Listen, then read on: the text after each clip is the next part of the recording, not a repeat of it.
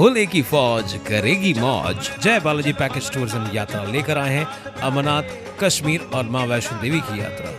29 जून से 9 जुलाई की इस 11 दिन की यात्रा में ट्रेन टिकट्स के साथ साथ रहने के लिए फैमिली डीलक्स रूम्स, अमरनाथ यात्रा में प्राइवेट टेंट्स, मेडिकल और रजिस्ट्रेशन की सुविधाओं के साथ साथ कश्मीर और वैष्णो देवी में सुबह का नाश्ता और रात के डिनर के लिए घर जैसे खाने का बंदोबस्त किया गया है। ये पूरी यात्रा है केवल 17,000 रुपए में। आज ही संपर्क करें जय बालाजी पैकेज टूर्स एंड यात्रा। नमस्कार, पीसीआर न्यूज के आज के एपिसोड में आप सभी दर्शकों का हार्दिक स्वागत है। आपको दो लेटर लिखे हैं, क्या ये लेटर किस विषय के लेटर आपने दिया है और रिमाइंडर भी दिया है? मैं यहाँ से ये ऑफिस में जहाँ पे आप अभी बैठे हैं, वार्ड नंबर 35 पैनल नंबर 6 में आता है। 3 साल से ये ऑफिस खोल के बैठा हूँ। जनसंपर्क कार्यालय है मेरा। यहाँ पे हम लोग पब्लिक के जो भी काम होते हैं वो करते हैं, लेकिन जैसे जैसे इलेक्शन लेट हो जाती है तो हम लोगों को और टाइम मिलता है कि हम लोग और क्या क्या कर सकते हैं, जो आगे चल के जब भी हम लोग आएंगे तो वो तकलीफ़ ना हो। तो मैंने अभी लगभग 1 साल से वर्किंग स्टार्ट की है। जो ये वार्ड में पर्टिकुलरली या ये पैनल में फंड मिला है, उसका दुरुपयोग हो रहा है या सदुपयोग हो रहा है, वो देखने के लिए मैं पब्लिक के सामने वो रखता हूँ। मैंने अभी लगभग 3 महीने पहले एक मुद्दा उठाया था। एक मेरे हाथ में पेपर लगा था कि 1 करोड़ 20 लाख के फंड स्वर्ण जयंती महाअभियान करके वो फंड महाराष्ट्र गवर्नमेंट के तरफ से आते हैं। जो आमदार साहब अगर रिकमेंड करेंगे तो वो फंड पर्टिकुलर मिलेंगे। हमारे ये वार्ड में 1 करोड़ 20 लाख के फंड मेरे को पेपर लगा कि ये वार्ड में मिले हैं। मैंने स्टडी किया, सीसी पैसेज और ड्रेनेज के फंड थे। मैंने देखूं ऐसा कौन सा काम है, देख के हैरान हो गया। 10-10 लाख के जैसे फंड थे। एक ही रोड ये साइड में आ रहा है, उसका 10 लाख राइट साइड में जाएगा या लेफ़्ट साइड में जाएगा। 10-10 लाख अलग अलग से फंड अलॉट किए हुए थे उस चीज़ के लिए। जैसे एग्जाम्पल बोलूँगा, पीछे मिलन पैलेस बिल्डिंग है, एक साइड में 10 लाख, सामने साइड में 10 लाख। ड्रेनेज का वही एरिया का 10 लाख, ये ड्रेनेज का, उसके बाजू वाली ड्रेनेज का 10 लाख, जमुना निवास करके बोलते हैं मिलन पैलेस के सामने। ऐसे अलग अलग दिए हुए हैं। मैं पूरी लिस्ट आपको देता हूँ। मैंने कमिश्नर को, पीडब्ल्यूडी डिपार्टमेंट को लेटर भी लिखा था कि ये आया कैसे है एस्टिमेशन में। तो मेरे को उनका रिप्लाई आया कि अभी तक वर्क ऑर्डर कोई नहीं निकला है, तो तब तक हम लोग कुछ भी नहीं बोल सकते हैं। मैंने आमदार साहब को लेटर लिखा, उनको बोला कि ये एस्टिमेशन कैसे आप दे रहे हो 1 करोड़ 20 लाख का, ये सीधा सीधा घपला है। इसमें 2-3 जगह को छोड़ के ज़्यादा काम नहीं है। 2-3 जगह पे भी 2-5 लाख का काम होगा, लेकिन ऐसे कैसे आपने एस्टिमेशन दिया है? क्या आपने पर्सनली विज़िट किया है? तो उनके तरफ से मेरे को कोई रिप्लाई नहीं आया। मैंने 15 दिन के बाद उनको दूसरा रिमाइंडर भी भेजा कि आपका अभी तक मेरे को जवाब नहीं आया है। तो उनके स्टाफ वगैरह ने कहा कि आमदार साहब आपको खुद ही इसका रिप्लाई भेजेंगे। वो मैंने फिर सुबह होगी चैनल है, उसमें भी इंटरव्यू दिया था और उसमें पृथ्वी रामचंद्रानी का भी इंटरव्यू उन्होंने लिया था। ये बात पृथ्वी रामचंद्रानी ने बोली थी कि जब तक वर्क ऑर्डर नहीं निकला है तब तक ऐसी चीज़ें कोई मतलब नहीं है। तो किसी का भी प्रॉपर से रेस्पॉन्स नहीं आया। लेकिन वो 1 करोड़ 20 लाख कैसे 2 करोड़ 10 लाख हो गए, जो मैं आपको प्रूफ दूंगा। जो अभी कुछ दिन पहले कारपोरेशन ने वो टेंडर दिया है 2 करोड़ 10 लाख का। मेरे को पेपर मिले, मैं और हैरान हुआ। 1 करोड़ 20 लाख का जवाब नहीं है, उसको 2 करोड़ 10 लाख कैसे कहा गया। फिर मैंने वापस पेपर्स निकालने चालू किए तो मैं देख के हैरान रह गया कि 1 करोड़ 40 लाख के सीसी पैसेज और ड्रेनेज के फंड्स दिए हुए हैं और 70 लाख रुपीस शमशान भूमि के लिए दिए हुए हैं। शमशान भूमि में भी आप देखेंगे, हैरान हो जाएंगे। टॉयलेट बनाने के लिए 10 लाख, लेडीज़ टॉयलेट बनाने के लिए 10 लाख, ये दीवार बनाने के लिए 10 लाख, ये करने के लिए 10 लाख, 2 करोड़ 10 लाख के फंड दिए हुए हैं। ठीक है, फंड दिए हुए हैं। मैं और थोड़ा डीप में गया कि कैसे दिए हुए हैं फंड, पूरी प्रोसीजर की धज्जियाँ उड़ाई गई हैं। मैं सब विथ प्रूफ आपको दूंगा। ये पहले मेरा जो 1 करोड़ 20 लाख का मैंने ऑब्जेक्शन उठाया था, ये पेपर है। मैंने जो RTI डाली थी, ये पेपर है। आमदार साहब को 1 बार 2 बार लेटर दिए हैं, ये पेपर्स हैं। और ये जो अभी फंड पास हुए हैं, ये देखिए, ये पूरे डिटेल्स में आपको दूंगा। जो 2 करोड़ 10 लाख रुपए दिए हुए हैं, वो दिए हुए हैं। अभी रूल क्या कहता है, कमिश्नर का पेपर है कि कोई भी फंड अगर आप 10 लाख तक भी है, आपको उसकी ई टेंडरिंग करनी है। ये कमिश्नर ने जनवरी 23 में लेटर दिया हुआ है अपने पूरे डिपार्टमेंट को। इसमें देखेंगे एक भी फंड ई टेंडरिंग नहीं हुआ है। उसके लिए फिर कुछ लोग बोलते हैं GR है, ये है, वो है। मैं आपको वो GR की कॉपी भी दूंगा। उसमें क्लियरली लिखा है 30 लाख से ऊपर आपको ई टेंडरिंग करनी है। लेकिन एक ही आदमी को अगर आपने 3 फंड एक साल में दिए, तो उनका टेंडरिंग का अमाउंट होता है, बिडिंग अमाउंट होता है, उसमें वो टेंडर जाना चाहिए। ये पर्सन में 2 करोड़ 10 लाख का एक ही कंपनी के नाम पे है, लेकिन कोई भी ऐसे बिडिंग, मैं आपको पेपर दूंगा, बिडिंग की पूरी धज्जियाँ कैसे उड़ाई गई हैं, वो भी मैं आपको पेपर देता हूँ। ये 2 करोड़, ये जो गवर्नमेंट का रिजोल्यूशन है, ये कॉपी मैं आपको प्रोवाइड करूंगा। और जो बिडिंग की फार्मूला होती है, वो भी इसमें क्लियरली लिखी हुई है। जो उनका CA का सर्टिफिकेट है, उसमें भी मैनिपुलेशन की गई है, मैं वो भी आपको देता हूँ। अभी ये जो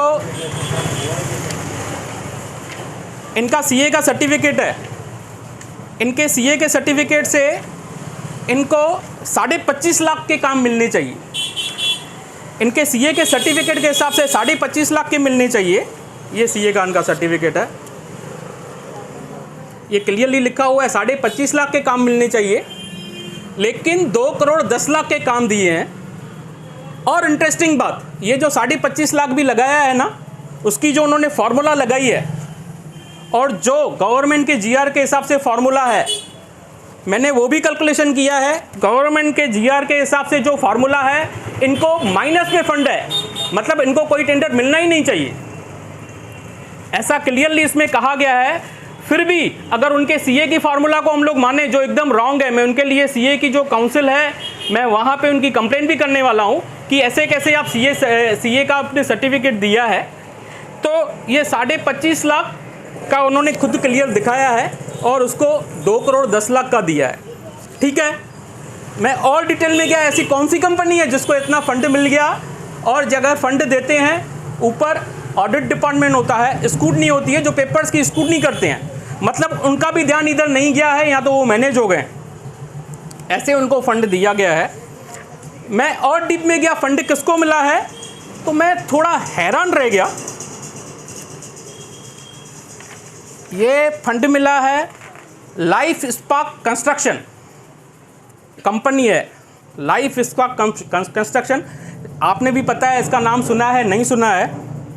उसकी प्रोप्राइटर है मिसेस रोशनी महेश जुमानी। ये उसका सर्टिफिकेट है, रोशनी महेश जुमानी। ये लेडी जो यहाँ के पूर्व नगर सेवक हैं मिस्टर महेश सुखरामानी जी, उनके ऑफिस में ये लड़की जॉब करती है। ये लड़की उसती है, शायद अकाउंट्स का काम करती है, क्या करती है मुझे ज़्यादा पता नहीं। उसकी फ़ोटो भी है इधर, और ये लड़की उनके ऑफिस में जॉब करती है। उनके नाम पे 2 करोड़ 10 लाख के बोगस, बिना प्रोसीजर किए हुए, पूरे प्रोसीजर को ताक में रखे हुए, इन्होंने ये टेंडर उसको 2 करोड़ 10 लाख का कैसे दिया है, ये पूछने वाली बात है। इसमें मेरा सीधा सीधा आरोप आमदार के ऊपर है, यहाँ के पूर्व नगर सेवक के ऊपर है कि इन्होंने मिसयूज़ किया है अपने पावर का, और सब कैलकुलेशन उल्टी सीधी करके 2 करोड़ 10 लाख का दिया हुआ है, जो काम होने वाला ही नहीं है। इसमें हार्डली देखने जाएंगे आप लोग तो हार्डली 30 से 40 लाख का काम होगा। मैंने आमदार साहब को पहले ही बोला, आप जाइए, पहले आप वेरीफाई कीजिए, अगर ज़रूरी लगे तो आपको दीजिए, नहीं तो आप मुझे बोलिए, मैं इंटरवेनर होकर ये काम करता हूँ। मैं अपने आर्किटेक्ट्स, अपने सर्वेयर लगाता हूँ, फ्री ऑफ चार्ज में मैं आपको वो सर्विस दूंगा। देखो, ये ऑडिटिंग और अकाउंट्स में हम लोग मास्टर हैं, तो हम लोग किसी की भी मिस्टेक कैसे पकड़ेंगे वो आपको समझ में आ जाएगा। अभी आप बोलेंगे ये लड़की मैं सुखरामनी के ऑफिस में काम करती है, आपके पास क्या प्रूफ है? इसका GST नंबर है, उसके ऑफिस का एड्रेस देखेंगे तो मैं सुखरामनी जी के ऑफिस का एड्रेस और ये लड़की के ऑफिस का एड्रेस सेम है, तो ये सबसे बड़ा प्रूफ है। अभी इसके बाद मैं आमदार साहब को बोलूँगा कि आपने जो पहले गलतियाँ की है, जानबूझ के गलतियाँ की है, उसको सुधारें। कमिश्नर साहब, आपका डिपार्टमेंट है, जो आप बार बार ये गलतियाँ कर रहे हो, हम लोग पब्लिक के पैसे हैं, अभय योजना लगती है या टैक्स लगती है, हम लोग मेहनत करते हैं, इधर वार्ड में एक एक लोगों से पैसे भरवाते हैं और आप हमारे पैसों की ऐसी बर्बादी कर रहे हो, तो ये हम लोग होने नहीं देंगे। अगर आपने इसके ऊपर एक्शन नहीं उठाया, ये वर्क ऑर्डर का बरोबर से आपस में वापस रीस्क्रूटनी नहीं करवाया, तो मेरे को मजबूरन हाईकोर्ट जाना पड़ेगा और फिर कोई भी एक्शन वहाँ से मैं कैसे भी करके कानूनी लड़ाई लड़ूंगा और ये जो भ्रष्टाचार है उसको आगे होने नहीं दूंगा।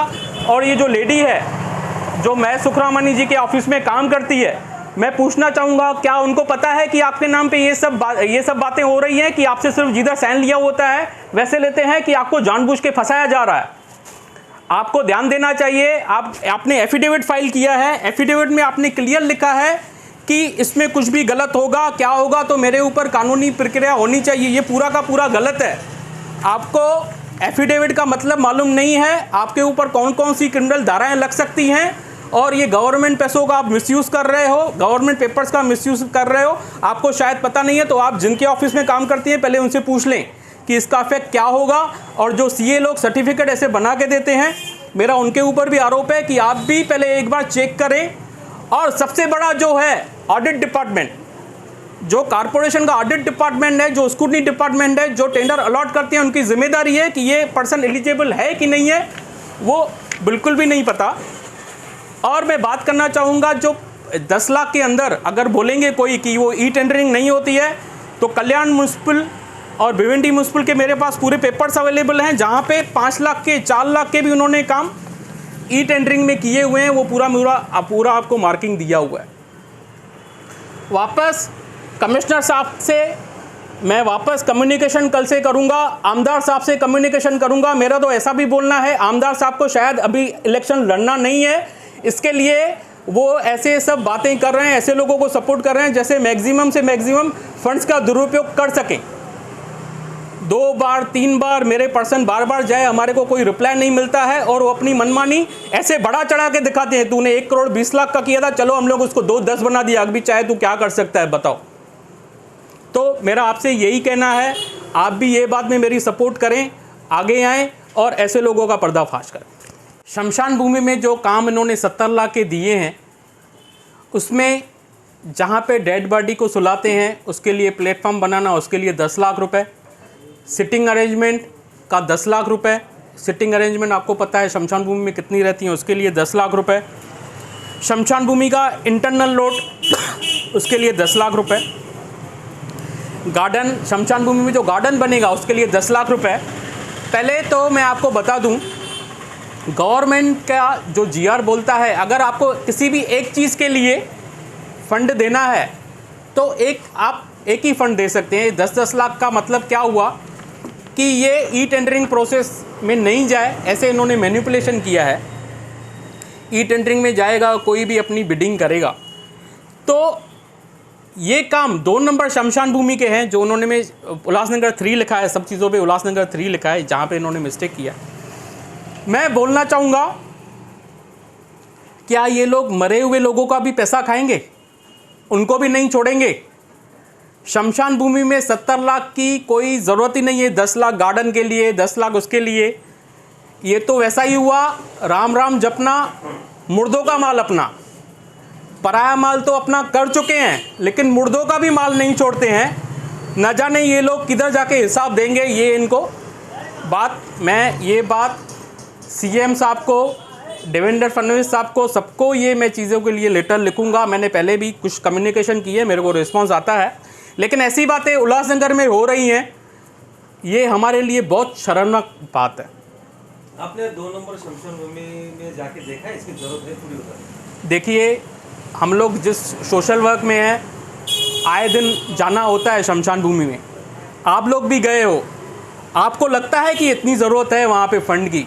गार्डन वहाँ पे कौन सा गार्डन है जिसमें आप 10 लाख खर्चा करोगे? या तो जो डेड बॉडी जहाँ पे रहती है उस पर 10 लाख किधर खर्चा करोगे आप? तो ये बात बहुत ही दुखदायक है। मरे हुए लोगों का भी इनको पैसा चाहिए। तो कहाँ तक आके हमारा शहर पहुँचा है, हमारे नेता कितने गिर चुके हैं, ये सोचने वाली बात है।